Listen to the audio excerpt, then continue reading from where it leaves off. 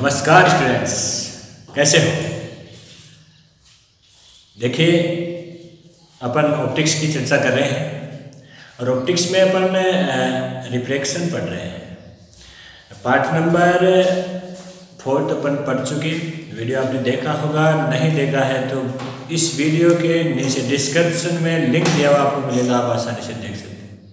और डिस्क्रिप्शन में आपको एक लिंक और मिलेगा जिसमें VS physics point WhatsApp group बना हुआ है, जिसमें ओनली फिजिक्स का मैटर डाला जाता है। उसे आप जुड़ने का कष्ट करें ताकि आपको रोज नए वीडियो की इंफॉर्मेशन मिलती रहे। आज अपन चर्चा करते हैं कि संबंधित जो घटनाएं हैं उन घटनाओं की बात करते हैं। एक्सीडेंट ऑफ रिफ्लेक्शन, अपवर्तन से संबंधित घटनाएं। कौन कौन सी घटनाएं हैं? अपवर्तन से संबंधित घटनाएं, अपवर्तन से संबंधित घटनाएं। अपवर्तन से संबंधित घटनाओं की चर्चा अपन कर लेते हैं। तो देखिए बेटा, वैसे आपको मैं स्लाइड प्रोवाइड करवा दूंगा। फिलहाल मैं बात करता हूँ अपवर्तन की। सबसे पहले जो घटनाएं हैं भाई, कैसे एक्सीडेंट्स हैं जो अपवर्तन को फॉलो करती है। जैसे सबसे पहले मैं बात करूँ, रात्रि में तारों का टिमटिमाना। रात्रि का समय होता है, उस समय अपन जैसे खुले आसमान को देखते हैं तो आपको तारे टिमटिमाते हुए नजर आते हैं। आपने सोचा होगा कि रीजन क्या है? तारे टिमटिमाते हुए नजर आते हैं। तारे टिमटिमाते हैं जबकि ग्रह नहीं टिमटिमाते, क्यों? किसी पात्र में, कोई पात्र है वह पानी से भरा हुआ है, पात्र के पैंदे का ऊपर उठा हुआ दिखाई देना, पात्र के पैंदे में रखे सिक्के का ऊपर उठा हुआ दिखाई देना, उसके साथ ही साथ किसी पात्र में रखी छड़ का मुड़ा हुआ दिखाई देना। और इसके साथ ही साथ अपन अपवर्तन की एक शानदार घटना के बारे में चर्चा करेंगे, जो है प्रकाश का पूर्ण आंतरिक परावर्तन। प्रकाश का पूर्ण आंतरिक परावर्तन। तो देखिए, जनरली बातें अपन सभी कर लेते हैं। सबसे पहले पार्ट में आपको बताता हूँ रात्रि में तारों का टिमटिमाना। बेटा मेरे शब्दों पे फोकस करना। रात्रि में तारों का टिमटिमाना। रात्रि के समय जैसे आप आसमान को देखते हो, उस कंडीशन में तारे आपको टिमटिमाते हुए नजर आते हैं। रीजन क्या होता है? देखिए बेटा, तारों से जब प्रकाश की किरणें आती हैं तो वायुमंडल की विभिन्न परतों से गुजरती हुई हमारी आंखों तक प्रविष्ट होती है। तो वायुमंडल की प्रत्येक परत का अपवर्तनांक अलग अलग होता है और एक परत से दूसरी परत में यदि प्रकाश की किरण प्रवेश करती है तो अपवर्तन की घटना घटित होती है। और अपवर्तन की घटना में प्रकाश किरण अपना मार्ग परिवर्तित कर दिया, यानी अपने पथ से विचलित हो जाती है।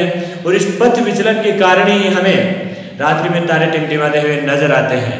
तो सबसे पहला, यदि सीधा आंसर आप लेना चाहो, आप थ्योरी नहीं लिख पा रहे हो, तो सीधा आंसर क्या लिखोगे? रात्रि में तारे टिमटिमाते हुए नजर आते हैं, क्योंकि अपवर्तन की घटना के कारण रात्रि में तारे टिमटिमाते हुए नजर आते हैं। क्या कारण है? अपवर्तन के कारण। ठीक है ना? थ्योरी आप लिखो, स्लाइड में आपको प्रोवाइड करवा दूंगा, बाकी आप मेरे शब्दों में फोकस रखें। रात्रि के समय तारों से आने वाली प्रकाश की किरण वायुमंडल की विभिन्न परतों से गुजरती हुई हमारी आंखों तक पहुंच पाती है। तो वायुमंडल की विभिन्न परतों से बार बार अपवर्तित होती है तथा अपना पथ परिवर्तित करती हुई पृथ्वी तक पहुंच पाती है। परिणाम स्वरूप हमें तारे टिमटिमाते हुए नजर आते हैं। अर्थात रात्रि में तारे अपवर्तन के कारण टिमटिमाते हैं। आया समझ में? चलो आगे सेकंड एक्सीडेंट देखते हैं। सूर्यास्त सूर्योदय के समय, सूर्यास्त व सूर्योदय के समय, सूर्योदय के समय सूर्य का ऊपर उठा हुआ दिखाई देना, सूर्य का ऊपर उठा हुआ दिखाई देना। देखिए बेटा, सूर्यास्त व सूर्योदय के समय सूर्य का ऊपर उठा हुआ दिखाई देगा। सूर्य ऊपर उठा हुआ दिखाई दे रहा है, कहां से? अपनी क्षितिज से। जैसे मैं आपको डायग्राम के माध्यम से समझाने का प्रयास करता हूं बेटा। यह पृथ्वी है और पृथ्वी क्षितिज का मतलब क्या है? ये क्षितिज है, जिस क्षितिज के नीचे नीचे सूर्य चला जाएगा, ये क्षितिज है। क्या है बेटा? क्षितिज। और क्षितिज के नीचे यदि सूर्य चला जाता है, इसका मतलब हमें सूर्य दिखाई नहीं देता है, सूर्य अस्त रहता है, यानी सूर्य इस क्षितिज के नीचे रहेगा तो हमें दिखाई नहीं देगा। अब देखिए, कंडीशन सप्लाई करते हैं। इधर है पश्चिम, क्या है? पश्चिम। तो सूर्य अस्त किधर होता है? पश्चिम की ओर होता है, और सूर्य उदय किधर होता है? पूर्व की ओर होता है। ठीक है। सूर्योदय व सूर्यास्त के समय सूर्य ऊपर उठा हुआ दिखाई देता है, मान लीजिए रीजन, तो सीधा आंसर आपका होगा अपवर्तन के कारण। परंतु अपन थोड़ा सा यहाँ स्टडी करते हैं। चलो, अभी सूर्य उदय नहीं हुआ है, सूर्य की वास्तविक स्थिति यहाँ है, यह है सूर्य, ठीक है, वास्तविक स्थिति, सूर्य की वास्तविक सूर्य की वास्तविक स्थिति है। यहाँ से प्रकाश की किरण आती है, तो जैसे इस पृथ्वी के चारों, यानी पृथ्वी है, इसके चारों ओर वायुमंडल की खूब सारी परतें होती है। क्या होती है? वायुमंडल की परतें होती है, और प्रत्येक परत का अपवर्तनांक अलग अलग होता है। क्या होता है? अपवर्तनांक अलग अलग होता है। तो यहाँ से प्रकाश की किरण जैसे यहाँ आई, तो यह बार बार अपवर्तित होगी, बार बार अपवर्तित होकर अपना पथ परिवर्तित करेगी, और यहाँ पर जैसे पहुंच रही है ना, ये प्रकाश की किरण जैसे यहाँ पहुंची, और अपवर्तन के कारण बार बार अपना पथ परिवर्तित किया है, यानी जैसे विरल है, सघन है माध्यम, तो अपना सघन से विरल में जाती है तो अभिलंब से दूर हट जाती है, और विरल से सघन में जाती है प्रकाश की किरण तो अभिलंब की ओर झुक जाती है। राइट बेटा। अब देखिए, इस किरण को अपन पीछे बढ़ाते हैं तो आपको ऐसा लगता है कि सूर्य कहाँ है? यहाँ है। कहाँ है? सूर्य यहाँ पर है। अब देखिए बेटा, ये जो सूर्य आपको नजर आता है ना, ये होता है आभासी सूर्य। क्या होता है? आभासी सूर्य होता है, आभासी सूर्य। अब देखिए, आप गौर कीजिएगा, सुबह के समय जब आप जल्दी उठ जाते हो तो आप सूर्य उदय होने का इंतजार करें, और जिस समय सूर्य उदय हो रहा है आप अपनी नग्न आंखों से उस सूर्य को देख पा रहे हो, वह कंडीशन होती है कि रक्त तप्त लाल, यानी आपको सूर्योदय रक्ताभ प्रतीत होता है। उस कंडीशन में जब आप प्रकीर्णन पढ़ोगे, वहां पर अपन बात करेंगे सूर्य रक्ताभ प्रतीत होता है। तो क्यों होता है? जिस समय तक हमारी आंखें देख पा रही है उसे रक्ताभ प्रतीत होता है, यानी वह समय होता है। उस समय की अपन अभी यही चर्चा करेंगे। यानी रेड कलर में आपको प्रतीत होता है तो वह 2 मिनट तक आपको सूर्य दिखाई देता है, वह होता है आभासी सूर्य। यानी लाल कलर का आपको तब तक ही सूर्य दिखाई देगा जब तक वह क्षैतिज से नीचे है। अब क्षैतिज से ऊपर आ जाएगा तो वह उसका रेड कलर खत्म हो जाएगा। यानी सूर्य वास्तविक यहाँ है, परंतु इस वायुमंडल की प्रत्येक परत से अपवर्तित होते हुए प्रकाश किरण यहाँ पर पहुंची, तो इसकी आभासी स्थिति सूर्य कहाँ प्राप्त होती है? यहाँ पर प्राप्त होती है। तो वास्तविक स्थिति और आभासी स्थिति में जो अंतर होता है डिफरेंस, यानी सूर्य वास्तविक यहाँ आभासी है, इसे वास्तविक बनने में कितना समय लगेगा, वास्तविक स्थिति में आने में कितना समय लगेगा, वह समय होता है 2 मिनट। क्या होता है? 2 मिनट पहले ही सूर्य हमें दिखाई देने लग जाता है। सूर्योदय से 2 मिनट पहले ही हमें सूर्य दिखाई देने लग जाता है। ये तो थी उदय होने की बात। अब है अस्त होने की बात। तो देखिए बेटा, अपने माइंड को परिपक्व कीजिए और इधर फोकस रखिएगा। जहां भी समझ में नहीं आए आप मुझे जरूर बताएं। VS Physics point WhatsApp group पर भी मुझे कमेंट कर सकते हैं। इसके अलावा इनबॉक्स में जरूर दर्ज करेंगे, सर मेरे यहाँ पर प्रॉब्लम हो रही है। थ्योरेटिकल पोर्शन में स्लाइड आपको प्रोवाइड हो जाएगी, बाकी RBSc की गाइड से आप इसे आसानी से देख सकते हो। अब देखिए, सूर्यास्त के समय भी सूर्य ऊपर उठा हुआ दिखाई देता है। What is reason? सूर्य अस्त हो गया, यानी वास्तविक सूर्य यहाँ है, यह है वास्तविक सूर्य। क्या है? वास्तविक सूर्य है, ठीक है। अब यहां से प्रकाश की किरण जैसे यहां आ रही है तो यह बार बार अपवर्तित होगी और अपनी दिशा चेंज लेगी इस प्रकार से, और अंतिम जो स्थिति है ये यहाँ पर आ गई। इस किरण को अपन जैसे पीछे बढ़ाते हैं तो आपको यह सूर्य यहाँ पर प्रतीत होता है। ये कौन सा सूर्य है? आभासी सूर्य है, आभासी सूर्य। तो यानी सूर्य अस्त हो गया, सूर्य अस्त हो गया, फिर भी हमें सूर्य दिखाई दे रहा है। किस कारण? अपवर्तन के कारण। किस कारण दे रहा है? अपवर्तन के कारण। तो सूर्य जो दिखाई देगा यह सूर्य, यह भी जो यहाँ पर कंडीशन होती है ना, वही कंडीशन यहाँ होगी, यानी आपको रक्ताभ प्रतीत होगा। और यहाँ भी आभासी सूर्य, वास्तविक सूर्य की जो स्थिति है उसमें 2 मिनट का समय लगेगा। कितना समय रहेगा? 2 मिनट का समय रहेगा। तो यह होता है सूर्यास्त सूर्योदय के समय सूर्य अपनी वास्तविक स्थिति से ऊपर उठा हुआ दिखाई देता है। कारण क्या है? अपवर्तन के कारण। किस कारण? अपवर्तन के कारण दिखाई देता है। और इसी अपवर्तन के कारण दिन के समय में 2 + 2 4 मिनट की वृद्धि हो जाती है। कितनी वृद्धि हो जाती है बेटा? 4 मिनट की वृद्धि हो जाती है। सूर्योदय व सूर्यास्त के समय 2 मिनट पहले ही सूर्य दिखाई देने लग जाता है उदय होने से, और सूर्यास्त के 2 मिनट बाद तक सूर्य दिखाई देता है, और परिणाम स्वरूप दिन के समय में 4 मिनट की वृद्धि होती है। तीसरा जो इसका एक्सीडेंट अपन पढ़ेंगे रिएक्शन का, वह है पानी से भरे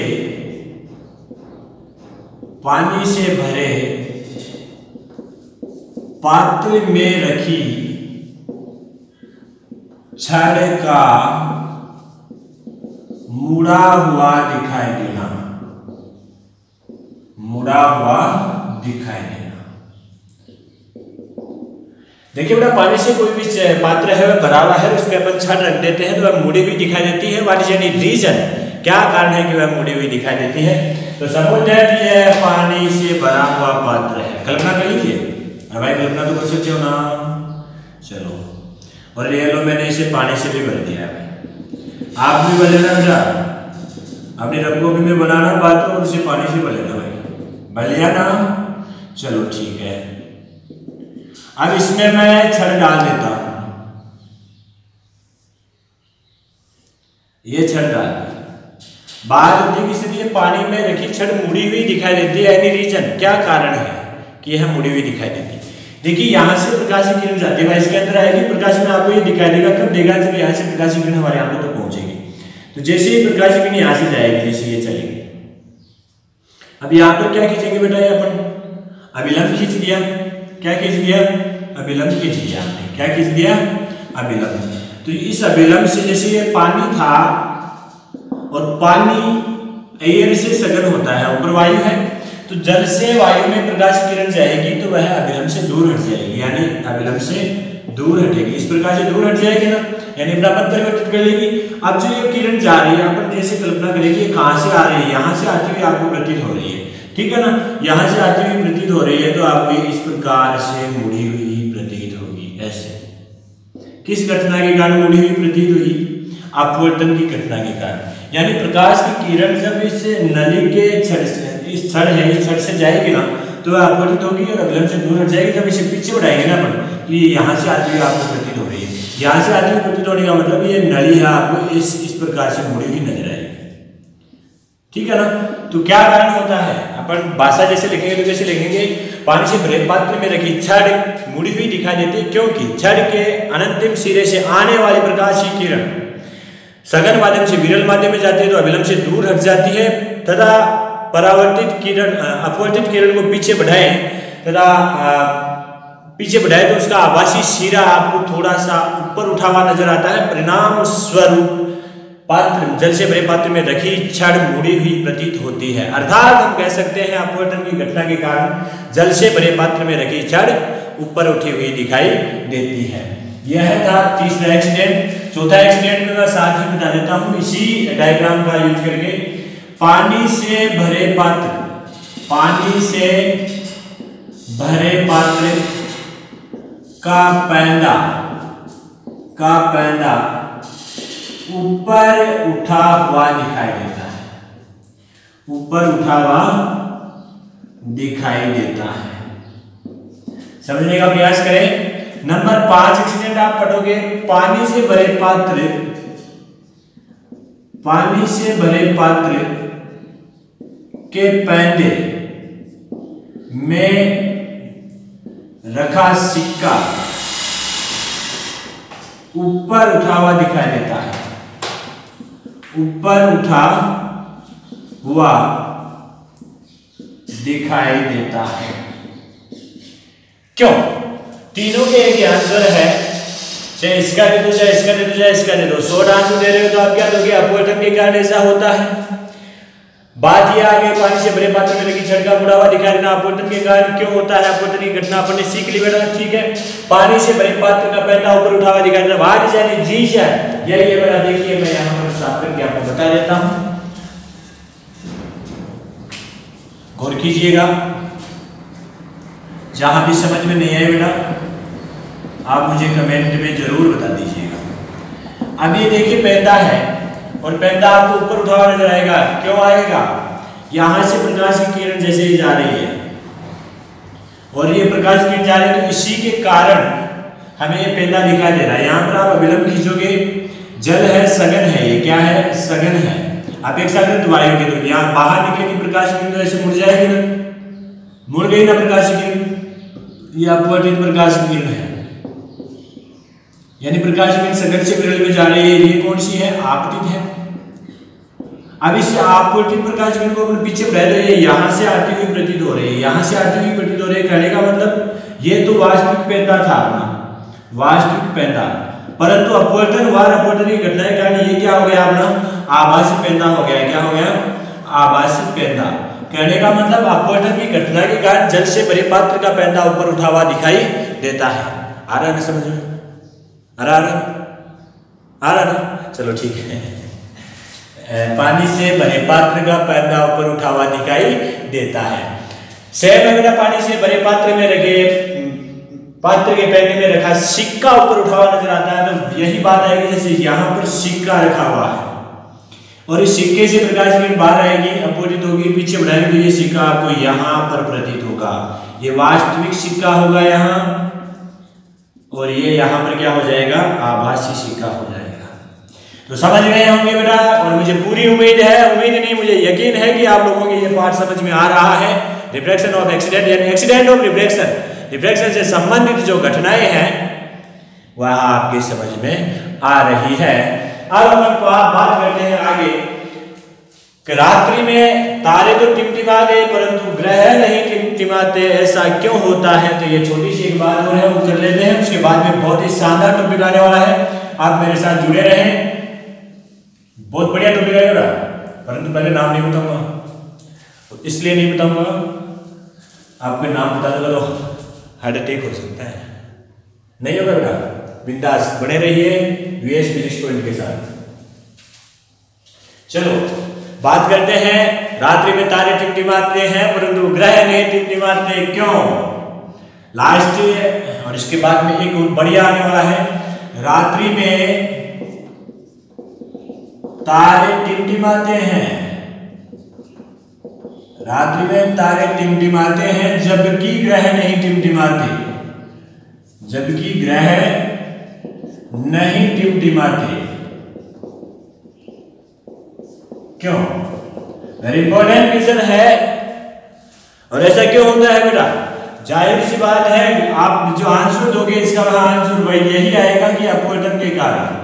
परंतु इसमें थोड़ा सा चेंज करके आपको लिखना है कि रात्रि में तारे जो होते हैं वह ग्रहों से बहुत ज्यादा दूरी पर है, तारे हैं वह ग्रहों से बहुत ज्यादा दूरी पर है। बहुत ज्यादा दूरी पर होने के कारण वहां से जो प्रकाश किरण आ रही है ना, उसको बहुत ज्यादा समय लगता है अपेक्षा करें ग्रहों से, और ग्रह पृथ्वी के पास होने के कारण उन पर उससे जो प्रकाश किरण आ रही है उस पर अपवर्तन का कोई प्रभाव नहीं पड़ता, यानी अपवर्तन प्रभावहीन रहता है। इसीलिए ग्रह नहीं टिमटिमाते जबकि तारे टिमटिमाते हैं। एक बात पुनः है, मेरे शब्दों पे फोकस कीजिए।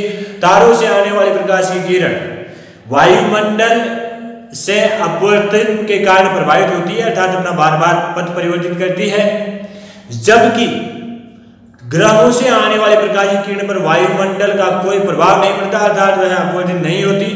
इसी कारण सूर्य या ग्रह है वह नहीं टिमटिमाते जबकि तारे टिमटिमाते हुए दिखाई देते हैं, अर्थात अपवर्तन की घटना के कारण तारे ग्रह नहीं टिमटिमाते जबकि तारे टिमटिमाते हैं। ओके, आगे बात कर रहा था कि शानदार सबसे इंपॉर्टेंट अपवर्तन से संबंधित घटना जिसमें नाम रिफ्लेक्शन जुड़ा आएगा।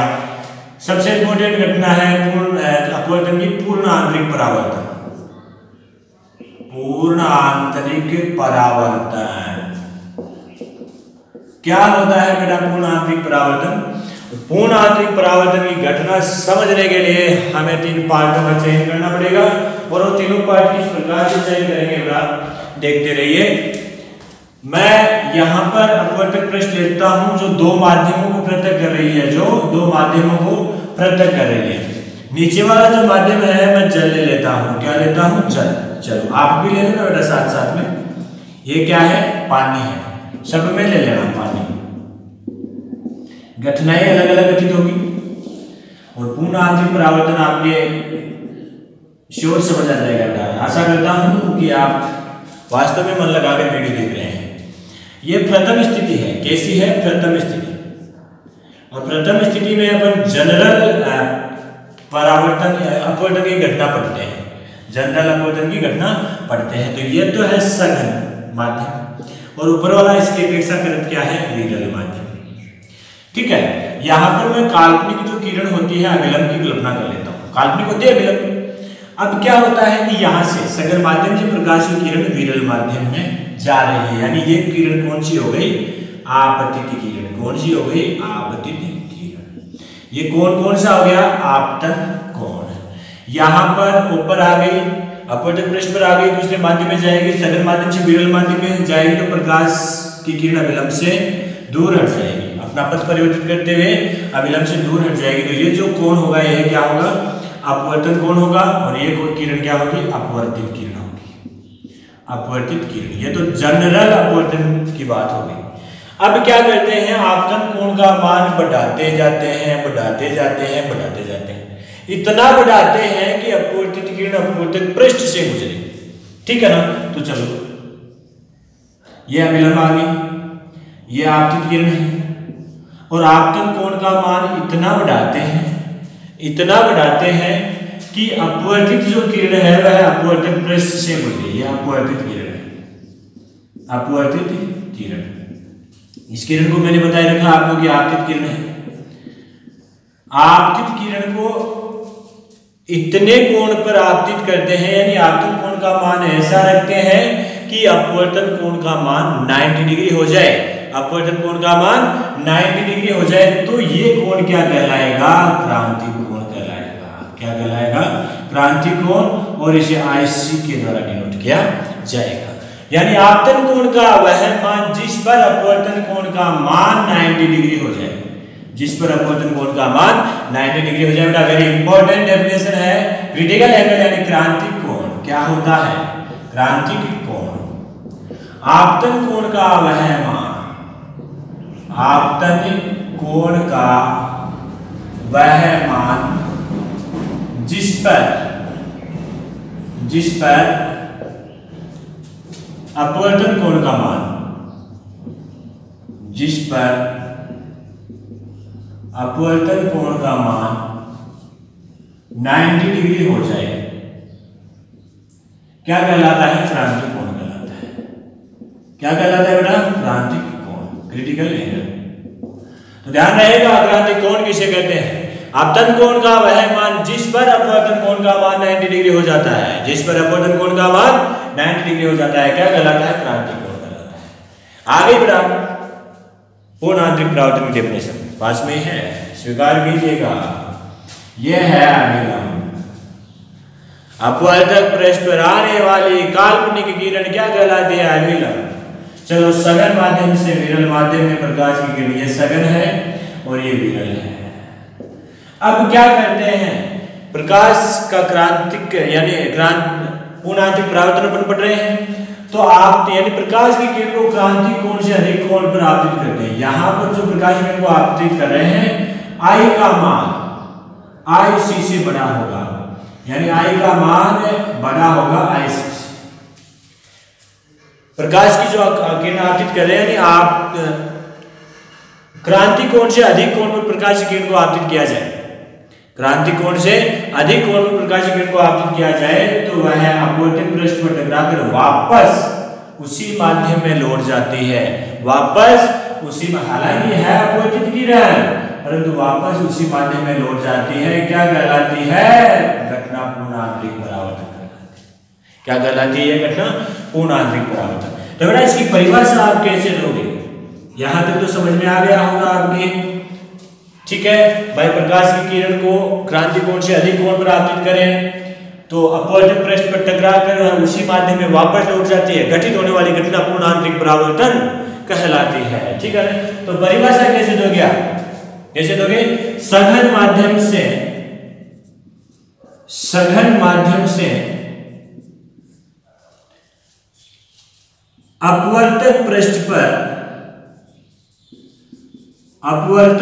पर प्रकाश किरण को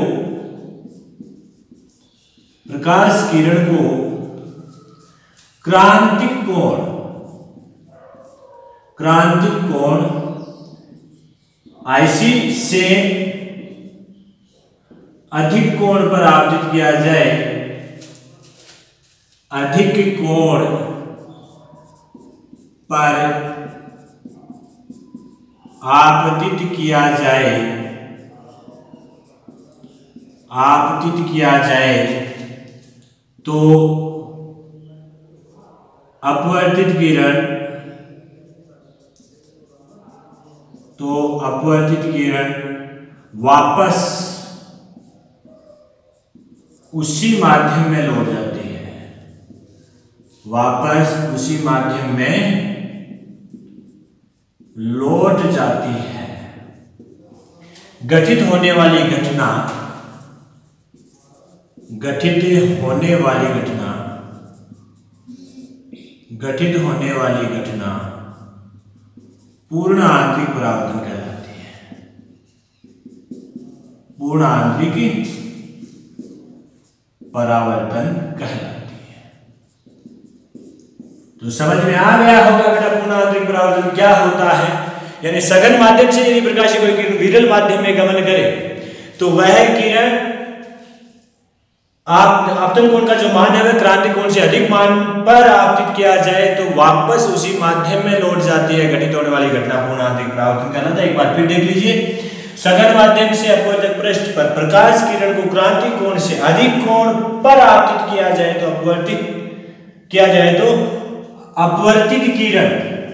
तो अपवर्तित किरण वापस उसी माध्यम में लौट जाती है। घटित होने वाली घटना पूर्ण आंतरिक परावर्तन कहलाती है। यह होता है बेटा आपका पूर्ण आंतरिक परावर्तन। देखिए बेटा, आपने जो पूर्ण आंतरिक परावर्तन घटना पढ़ी है उसमें विरल माध्यम वायु लिया हो और नीचे वाला सघन माध्यम चाहे कांच हो चाहे कैसा भी हो, पारदर्शी होना चाहिए, तो उसका अपन अपवर्तनांक निकालें। उसके लिए अपन अपवर्तन के नियम से करेंगे। यदि विरल माध्यम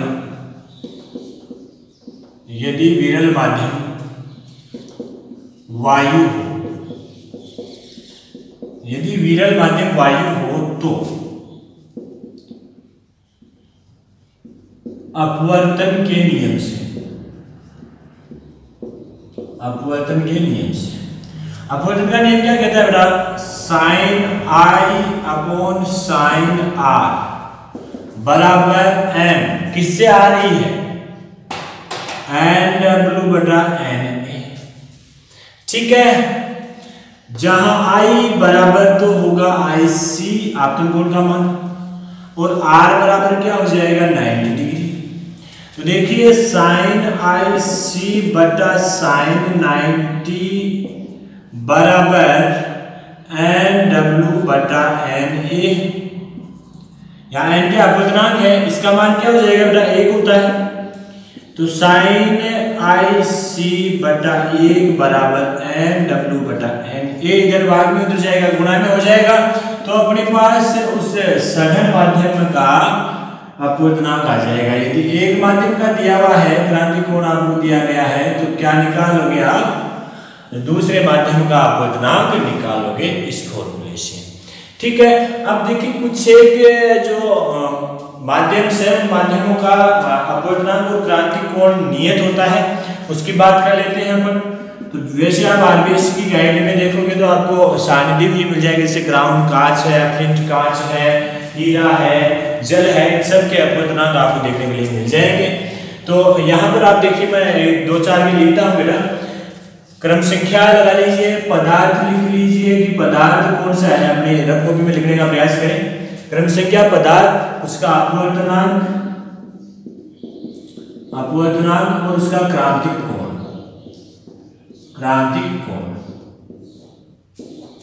ठीक है, देखिए बेटा क्रम संख्या सबसे पहला पार्ट लेता हूं मैं जल का अपवर्तनांक कितना होता है आप जानते हो बेटा, कितना होता है? 1.33 होता है। जल का अपवर्तनांक कितना होता है? 1.33। जल का अपवर्तनांक कितना होता है? ध्यान दें, जल का अपवर्तनांक 1.33 होता है। इसका जो क्रांति कोण होता है, क्रांति कोण का मान होता है 48.75 डिग्री, यानी 48 डिग्री 75 मिनट, यानी 75 मिनट। तो समझ में आ गया होगा, यह जनरली बात है। आपको वैसे न्यूमेरिकल्स दिया हुआ रहेगा तो न्यूमेरिकल्स में अपवर्तनांक का मान कांच का दिया हुआ रहता है। वैसे नहीं दिया हुआ तो आपको याद रहना चाहिए, क्रांति कोण का मान आपको 48.75 दिया रहेगा, और नहीं भी दिया हो तो आपको ध्यान में रखना है। साथ में यदि क्राउन कांच का आपको पूछा जाए कि साहब क्राउन कांच है, क्या है? क्राउन कांच। क्राउन कांच का अपवर्तनांक कितना होता है? क्राउन कांच का क्रांति कोण कितना होता है? तो इसका अपवर्तनांक होता है 1.52। अपवर्तनांक कितना होता है क्राउन कांच का? 1.52।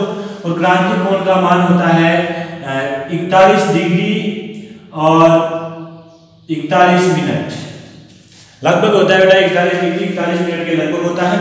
कई गाइडों में बेटा आपको ये इस प्रकार से भी दिया हुआ मिलेगा 41 डिग्री 14 मिनट 14 मिनट। तो ये ध्यान रखना, क्राउन कांच है, क्राउन कांच का अपवर्तनांक 1.52 होता है 41.14, यानी ये जो क्रांति कोण है ना आप पूछेगा ना, तो क्रांति कोण का मान आपको लगभग न्यूमेरिकल टाइप क्वेश्चन में दिया हुआ मिलेगा। आगे अपन बात करते हैं फ्लिंट कांच जो होता है, तो फ्लिंट कांच का कितना होता है, फ्लिंट कांच का अपवर्तनांक कितना होता है, फ्लिंट कांच इसका अपवर्तनांक क्या होता है, तो फ्लिंट कांच का अपवर्तनांक होता है 1.62। कितना होता है बेटा, 1.62 होता है। अब यहाँ मात्रक नहीं आ रहे, मात्रक नहीं आ रहे का मतलब आपने कल पढ़ा था कि अपवर्तनांक क्या होता है, अपवर्तनांक का मात्रक क्या होता है, अपवर्तनांक की विमा क्या होती है, तो अपवर्तनांक मात्रकहीन राशि है, अपवर्तनांक विमाहीन राशि है, और अपवर्तनांक के लिए आगे इसीलिए अपने मात्रक नहीं लगाया है। तो फ्लिंट कांच का अपवर्तनांक 1.62 आ गया। इसके लिए क्रांति कोण का मान होता है 37 डिग्री के लगभग होता है। कितना होता है, 37 डिग्री के लगभग होता है। और यदि आप क्लियरली लिखो तो यहाँ पर कई गाइडों में आपको 4 1 दिया हुआ मिलेगा, कई गाइडों में 3 1 दिया हुआ मिलेगा। तो 37 डिग्री 31 मिनट या 31 डिग्री 4 1 भी आपको मिलता है। तो यह होता है क्रांति कोण जो कि आपको लगभग न्यूमेरिकल टाइप क्वेश्चन में दिया हुआ मिलता है। लास्ट में अपन एक और की बात कर लेते हैं, हीरा होता है, और हीरे के साथ अपन थोड़ी सी क्रिया करेंगे, हीरे के साथ अभी खेलेंगे। हीरे के साथ साथ में अपन ऑप्टिकल फाइबर की भी बात करेंगे, तो जुड़े रहिए ये स्पेसिफिक पॉइंट के साथ।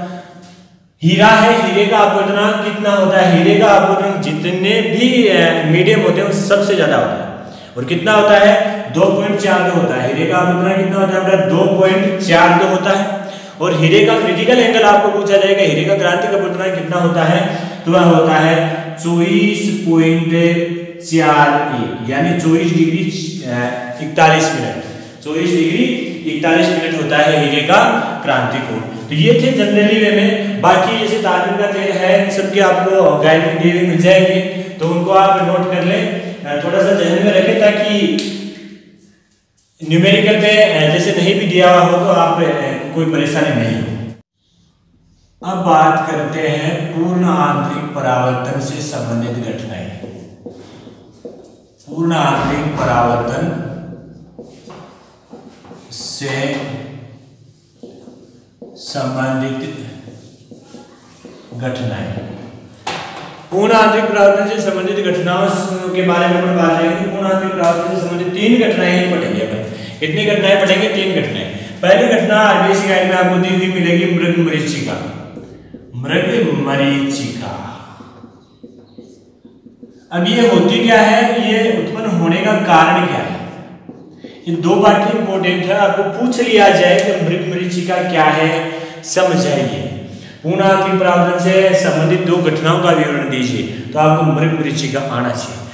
बड़ा रोचक फैक्ट है बेटा, मृग मरीचिका कहाँ पर घटित होती है। देखिए जनरली में अपन बात करें तो यहाँ पर भी अपन जैसे सड़क पे पैदल चलते हैं या किसी वाहन में बैठ के अपन गति करते हैं, तो सड़क से अपन जैसे 100-200 मीटर पहले होते हैं तो आपको आगे जैसे धूप ज्यादा गिर रही होती है, उस कंडीशन में आपको सड़क आगे से चमकीली प्रतीत होती है और ऐसा लगता है कि वहां पर पानी भरा हुआ है। ये कंडीशन होती है, सेम कंडीशन होती है रेगिस्तानी क्षेत्रों में, जहां पर धूप ज्यादा पड़ने के कारण रेगिस्तानी क्षेत्र बहुत ज्यादा तप्त हो जाते हैं, यानी पृथ्वी की सतह होती है अत्यधिक तप्त होने के कारण नीचे की जो पृष्ठ है अपेक्षाकृत ऊपर की पृष्ठों से विरल हो जाती है। परिणाम स्वरूप सूर्य से आने वाली प्रकाश की किरण क्रांति कोण से अधिक कोण प्राप्त होती है, तो वह ऊपर से वापस घूम जाती है, अर्थात पृथ्वी की वह पृष्ठ आपको चमकती हुई नजर आती है और आभासी जलाशय वहां पर आपको प्रतीत होते हैं। इसी कारण हमें मृग मरीचिका की घटना दिखाई पड़ती है। देखिए होता क्या है बेटा, रेगिस्तानी क्षेत्रों में हिरण जैसे जानवर विचरण करते हैं, और ऐसा मरीचिका नाम क्यों पड़ा, क्योंकि हिरण दौड़ दौड़ के रेगिस्तानी क्षेत्रों में जलाशय प्रतीत होते हैं, फिर जाते कि वहां जलाशय है, फिर जाते कि वहां जलाशय है, जबकि उसे जल कहीं नहीं मिलता, जल केवल वहां कल्पना होती है। यह एक दृष्टि भ्रम होता है और दौड़ के हिरण अपनी जान गंवा देती है, अपने प्राणों का बलिदान दे देती है, इसीलिए इसे मृग मरीचिका कहा जाता है। मृग मरीचिका एक क्या है बेटा, दृष्टि भ्रम है। क्या है, दृष्टि भ्रम है। एक प्रकार का दृष्टि भ्रम है। इसमें आभासी जलाशय प्रतीत होते हैं, आभासी जलाशय प्रतीत होते हैं। कारण क्या होता है अभी मैंने बता दिया, पृथ्वी के पास की जो सतह है ना, पृथ्वी के निकट की सतह है, पृथ्वी के निकट की सतह है अत्यधिक ताप के कारण, अत्यधिक ताप के कारण विरल हो जाती है, विरल हो जाती है। तो सूर्य से आने वाली किरणों का, सूर्य से आने वाली किरणों का पूर्ण आंतरिक परावर्तन हो जाता है। क्या हो जाता है? पूर्ण आंतरिक परावर्तन हो जाता है। परिणाम स्वरूप जो पृथ्वी की सरफेस है, पृष्ठ है, वह आपको चमकीली प्रतीत होती है, अर्थात आभासी जलाशय आपको नजर आते हैं। दूसरे जो इसकी एक्सीडेंट पढ़ोगे वह पढ़ोगे हीरे का चमकना, हीरे का चमकना। सबसे चमकीला हीरा कौन सा होता है बेटा? कोहिनूर। सबसे ज्यादा कौन सा हीरा चमकता है? कोहिनूर। हीरे का चमकना है, क्यों चमकता है हीरा? यानी हीरे की जो घिसावट होती है, हीरे की जो बनावट होती है, इस प्रकार से होती है कि हीरे को घिस करके उसके फलकों को ऐसे व्यवस्थित किया जाता है कि उसमें क्रांति कोण का मान, जो क्रांति कोण है, उस क्रांति कोण का मान 24 डिग्री 41 मिनट के लगभग हो जाए। और हीरे का जो अपवर्तनांक है, हीरे का अपवर्तनांक ऑलरेडी 2.42 होता है। तो इस हीरे में यदि प्रकाश की किरण प्रविष्ट हो जाती है ना, तो एक बार प्रविष्ट तो हो जाती है परंतु उसे बाहर निकलना नामुमकिन हो जाता है, बाहर नहीं निकल पाती, बार बार पूर्ण आंतरिक परावर्तित होकर के हीरे के अंदर ही अंदर घूमती रहती है। परिणाम स्वरूप हीरा चमकीला नजर आता है। तीसरी इसकी एक्सीडेंट पढ़ोगे वह एक्सीडेंट है ऑप्टिकल फाइबर, यानी प्रकाशिक तंतु,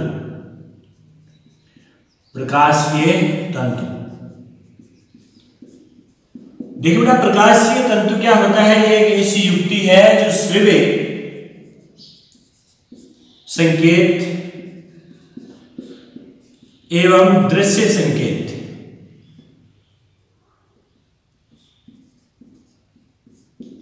दृश्य संकेतों को सुदूर स्थानों तक पहुंचाने का कार्य करती है, सुदूर स्थानों तक पहुंचाने का कार्य करती है।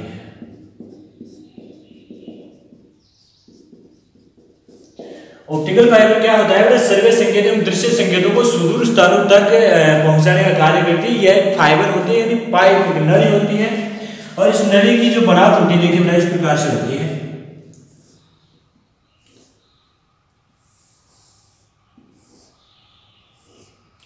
यह होता है आपका ऑप्टिकल फाइबर। क्या होता है? Optical fibre. देखिए इसमें अलग अलग एलिमेंट्स के नाम पढ़ेंगे अपन। प्रकाशिक तंतु है ये, प्रकाशिक तंतु। अब इसकी जो अंदरवाली पृष्ठ होती है ना, इसमें जो कांच का बुरादा होता है, कांच का बुरादा, इस कांच के बुरादे की सतह बनी हुई होती है। जो ऊपर होता है यह आवरण होता है, प्लास्टिक का के साथ दे देते हैं। अंदर जो होता है, अंदर की पृष्ठ होती है वह कांच की बनी होती है, यानी कांच के बुरादे की बनी होती है। तो जो आगे वाला जो पार्ट आता है ना, वह विरल हो जाता है उस कांच की अपेक्षा। तो जैसे ही इसमें से ध्वनि या प्रकाश की किरण प्रविष्ट होती है, जैसे ये श्रव्य तरंग है या दृश्य तरंग है, दृश्य तरंग ले लो चाहे श्रव्य तरंग ले लो, एक बार इसके अंदर चली गई, यहाँ पर इसका पूर्ण आंतरिक परावर्तन होगा। क्या होगा? पूर्ण आंतरिक परावर्तन होगा, पूर्ण आंतरिक परावर्तन। पूर्ण आंतरिक परावर्तन होने के बाद में यहाँ पर जाएगी, यहाँ पर पुनः इसका पूर्ण आंतरिक परावर्तन होगा, फिर यहाँ पर जाएगी, पुनः पूर्ण आंतरिक परावर्तन होगा। इस प्रकार से इस प्रकाश की किरण को सुदूर स्थानों तक अपन ऑप्टिकल फाइबर के माध्यम से भेज सकते हैं। यानी इसके अंदर बार बार, जैसे चाहे श्रव्य तरंग हो चाहे दृश्य तरंग हो, उसका बार बार पूर्ण आंतरिक परावर्तन होता हुआ यह प्रकाश की किरण अनंत यानी दूर सुदूर स्थानों तक इसे पहुंचाया जा सकता है। यह होते हैं एक्सटेंड पूर्ण आंतरिक परावर्तन। तो देखिए बेटा, आज हमने चर्चा की अपवर्तन से संबंधित जो घटनाएं घटित होती है उनके बारे में, और मुझे उम्मीद है कि आप लोगों को ये पार्ट बहुत अच्छी प्रकार से समझ में आया होगा। और जहां कहीं भी आपको प्रॉब्लम आए, एक बार आरबीएस की गाइड जरूर देखें, फिर भी यदि समझ में नहीं आए तो मुझे कमेंट बॉक्स में जरूर लिखें कि सर मेरे यहाँ पर प्रॉब्लम है, और वहाँ भी आपके समस्या का समाधान नहीं हो रहा है तो आप मेरे WhatsApp group VS physics point, जो कि डिस्क्रिप्शन में नीचे आपको लिंक दी हुई मिलेगी, उसमें ज्वाइन होकर के या मेरे कॉन्टैक्ट नंबर पर सीधा व्हाट्सएप कॉन्टैक्ट करके मुझे हर एक क्वेश्चन का सोल्यूशन यानी जो आपकी समस्या है मैं बता सकते हो। VS फिजिक्स पॉइंट आपकी हर समस्या के समाधान के लिए प्रत्येक कदम पर सहयोगी रहेगा। और इसी उम्मीद के साथ मैं यह वीडियो डाल रहा हूँ कि विद्यार्थियों की पढ़ाई बाधित न हो, कुछ एक्स्ट्रा मिले। अगले वीडियो में अपन बात करेंगे गोलीय सरफेस यानी जो गोलीय पृष्ठ है, गोलीय पृष्ठ से अपन अपवर्तन की घटना पढ़ेंगे। तब तक के लिए बेस्ट ऑफ लक।